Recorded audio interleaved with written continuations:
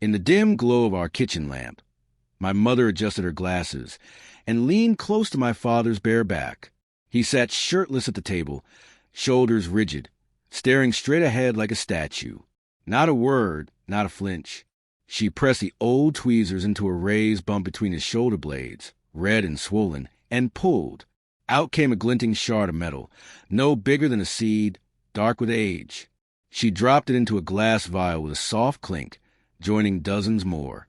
I watched from the hallway, heart pounding, a kid too scared to ask. But that night, I wondered, what war buries its pieces so deep they take decades to surface? And why did my father carry them in silence, like a secret he couldn't escape? If you'd like to hear more stories like this of resilience, redemption, and the human spirit, don't forget to subscribe, and follow this channel. I was 12 when I first understood my father wasn't like other dads. William Harrison came home from work every day at 5:15 sharp, grease under his nails from fixing cars. But he never talked about his day, or anything really. He'd nod at dinner, watch baseball on our fuzzy TV, and stare out the window like he was waiting for a storm that never came. But those bumps on his back, they were the mystery that kept me up at night. Tiny, like goose flesh gone wrong. Some red, some black, rising every few months. I'd peek as Mom performed her ritual. Lamp on, tweezers out, Dad silent as stone. She'd whisper something soft, dig gently, and extract another shard. Clink into the vial. Shrapnel from the war, she told me once, when I finally asked. Some wounds don't heal the way we think. But what war? Dad was born in 1917 in a rusty Ohio town. Eldest of 5, raised on chores and silence. He dreamed of the sky, climbing barns to watch clouds shift. The Depression hit hard. Food scarce. Smiles rarer. But he enlisted in the Army Air Force in 1941, months before Pearl Harbor. Steady pay, he said, but I know now it was the pull of altitude. Trained as a pilot in Texas, where the sun burned and the wind promised freedom. His instructor called him fearless. Maybe he was, until fear found him. On leave in 42, he met my mother, Eleanor Grant, at a church dance. She stood by the punch in a mismatched blue dress, reading a book while Glenn Miller played. He asked her to dance. "Only if you don't step on my feet," she said. "I'm a pilot. Precision's my job." They talked all night outside about Texas skies and her nursing dreams. Letters followed, hundreds, tucked in shoeboxes. By 43, he was in the Pacific, flying B-25 bombers out of Papua New Guinea. Jungle hell below, death in the clouds above. Mission after mission, he'd write. Still flying. Still me, thinking of your shoes. You ever wonder what turns a dreamer into a ghost? By mid-44, he'd flown over 40 combats. Then, October 3rd, over the Solomon Islands, a Japanese Zero hit his plane. Fuselage ripped open. Official report, MIA presumed Kia. They buried an empty casket back home. Mom stood stone-faced in the Ohio wind, wearing black, refusing cry without a body. Neighbors wept. She packed away his letters, his promises. The war had stolen him, like so many others. But 7 weeks later, Dad walked into a U.S. field station in New Guinea, sunburned, limping, 20 pounds lighter. Medics called it a miracle. His eyes, though, they scanned rooms like expecting an ambush. Debrief was short. Crashed near an uncharted island west of Bougainville. Rescued by an Australian officer. Crew dead. No details, no parade. No stories, he told the CO. When he got home, Mom fainted at the door. They held each other, wordless. That first night, he woke gasping, pressing against the wall like dodging fire. She reached out. He flinched like her hand was a weapon. What happened on that island? Why the silence? He wouldn't say. But the changes came fast. No more than 2 hours sleep. Hated movies. The sound itched him. Couldn't stand coconut oil, rusted metal, helicopter whirs. A backfire on the street. He dropped to one knee, bracing.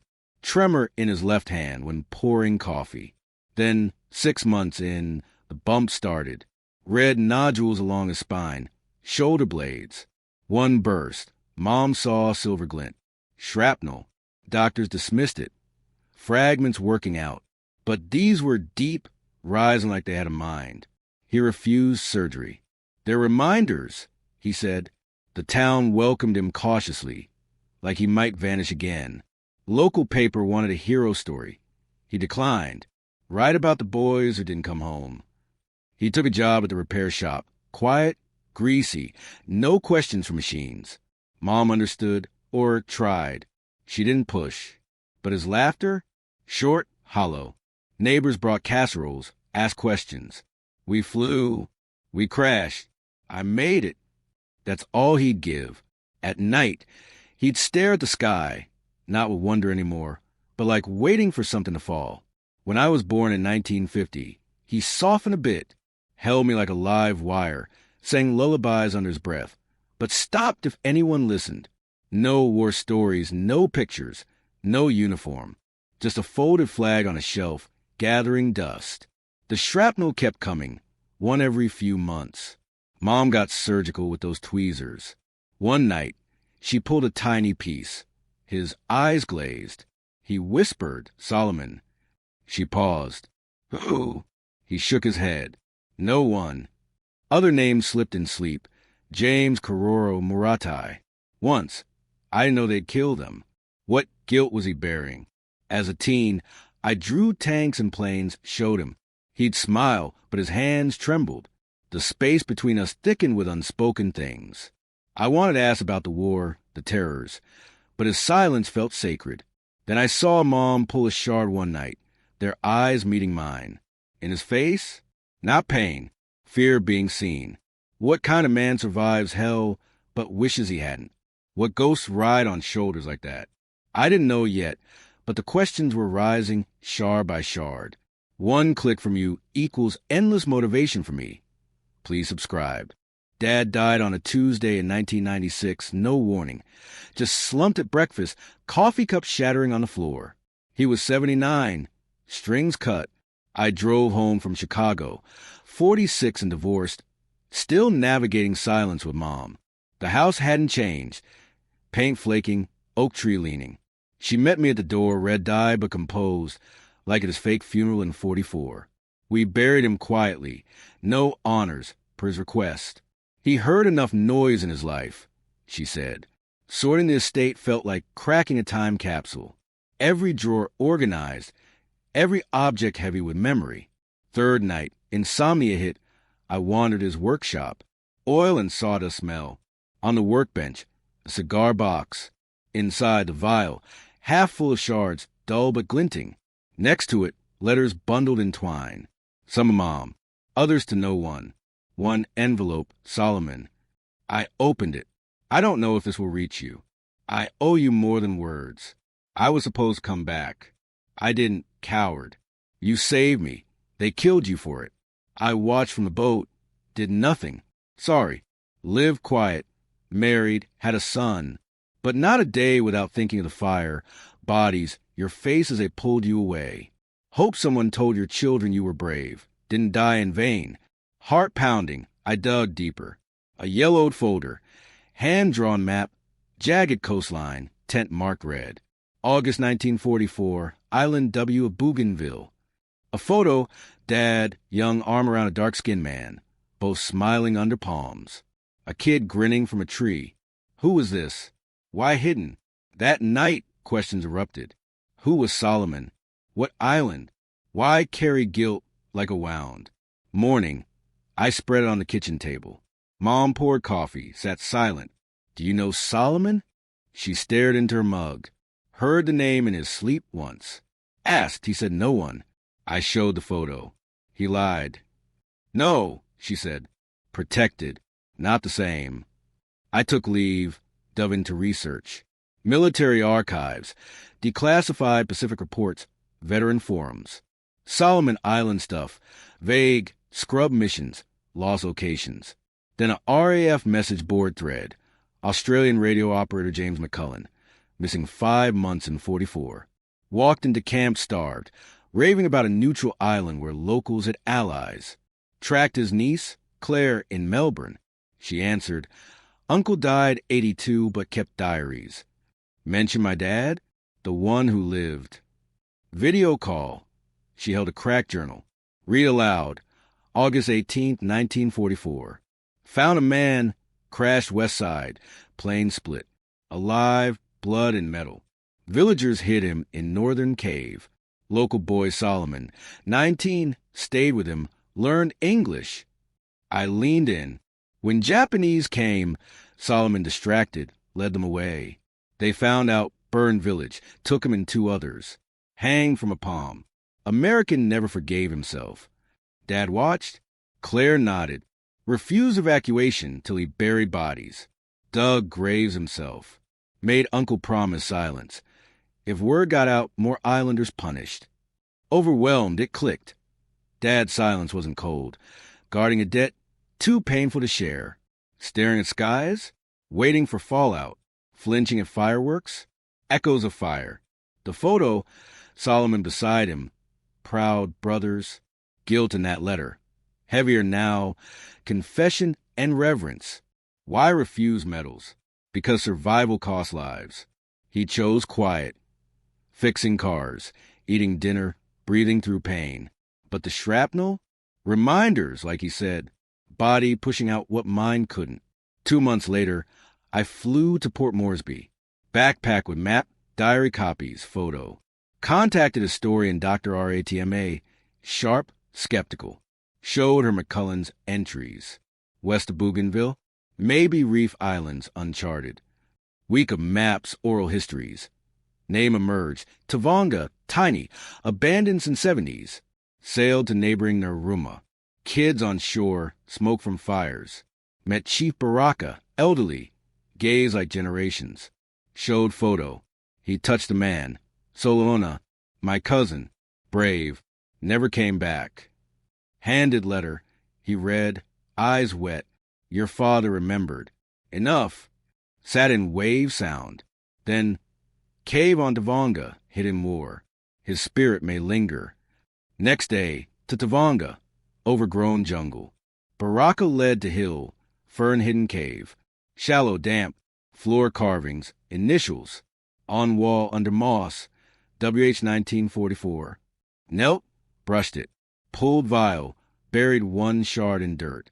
No words, just breath, jungle witnessing. Lighter now, like Dad's weight finally earthed. What do you do with a truth like that? Bury it deeper or carry it forward? I chose to carry.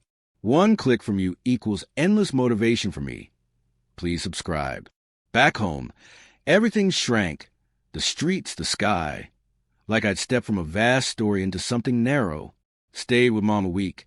She was thinner, hands steady on tea. Find what you sought. What he ran from.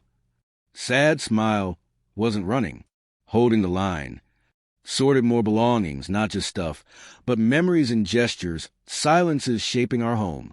Saw Dad anew, not distant, but carrying unimaginable, sparing us. His wall, built from grief. Every shard, memory unspoken. Mom bore it too, extracting like tending sacred roots. Why not make him talk? Listening was what he needed. Silence shows love. Kinds of silence. Fearful, guilty, reverent. His, all three, started writing. Notes, then essay, book. Not to expose, to preserve. Survivors carry more than scars. Silence a sacrifice. Years later, took daughter Clara, 17, to Tavonga. Jungle thicker, path harder. At cave, showed etching. She touched it. Scared. Yes, but stayed. Matters. On flight, she held photo. Trey Solomon smile. Forgave each other? Hope so. Not find forgiveness. Offer it, lay down, carry gently. Place vial on bookshelf. Almost empty. Buried what needed. Space left? I'd carry. Dreamt Dad walking water, dropping metal shards. See swallowed silent. Little things lingered. Porch rains, calmer in storms. Flinched at thunder, checked locks. Corner seats in diners, facing doors. No fireworks, curtains drawn. Touch flag Christmases. Never wasted food, checked weather obsessively. Nodded at strangers with tired knowing. One night, home late teen drunk, porch light on. Dad in kitchen. Brace for lecture. Next time, knock louder. Why? So I know it's you. Later understood. World where knocks aren't safe. Home a battlefield if unsure. In death, traces. Creaky floorboard avoided. Oil smell in garage. Height marks on doorframe. Cave in mind. Dad broken. Solomon tending. Learning words, laughing human. Then fire, rope, 50-year silence. Wondered. Solomon know Dad survived? Sacrifice meant something. Why Dad never told. To keep real again. Accepting couldn't save. Love in his world. Rituals. Sitting silent. Holding flashlight. Trusting back. Last shard Mom removed. Pencil tip size. Placed in vial, sealed. Didn't know last. He died week later.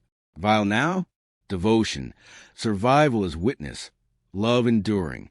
Months post-Avanga. Moved deliberately. Noise lost grip. Looked photos with recognition. Lines, hints, and grip. Wrote for self. Fragments the narrative. Not just Dad's, mine. House of silence. Distant as uncaring? No. Holds tenderness. With Clara. Over coffee. Why'd Grandpa know we're talk? Hurts more named. Forget. Protect memory whole. Stories buried, not broken. Week later, cemetery. She placed rock on stone. Believed in. Showing up, staying, not giving up. Counts. Walk grave silent, not alone anymore. Legacy pass. Bond, not burden. Manuscript done. The weight we carry. Published quiet. Letters poured. Vets, widows, kids beside silent survivors. Thanks for quiet truths. Seattle reading. Old man, peace? Better. Purpose, unsaid. Hotel rain. Thought cave. Graves.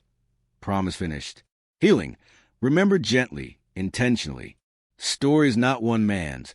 Everyone carrying forward. Ever carried another's memory? Loved silent hurt? Dug family truth? This about all home with weight.